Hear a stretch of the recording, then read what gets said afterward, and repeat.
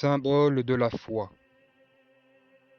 Où la profession de foi orthodoxe s'est-elle exprimée? Les aspects fondamentaux de la foi chrétienne sont exprimés dans le symbole de la foi, appelé le credo. Ils y sont exprimés de manière concise et précise en montrant ce en quoi les chrétiens croient.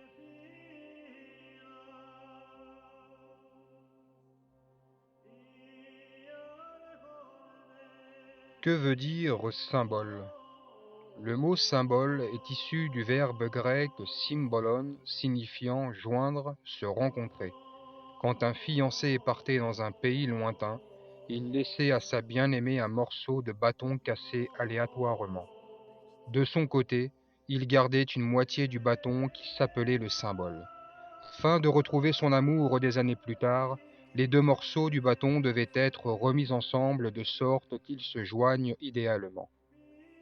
Dieu nous a laissé alors une moitié du bâton cassé qui est le symbole de la foi, pour que nous le retrouvions dans son royaume céleste en approchant notre profession de foi avec la vérité.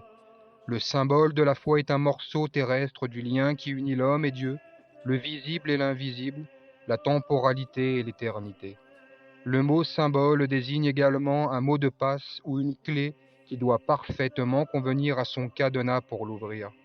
Le symbole de la foi est une clé du royaume divin qui est figée pour tous les siècles et pour tout l'univers. Il ne peut être changé ni en ajoutant ni en retirant des éléments.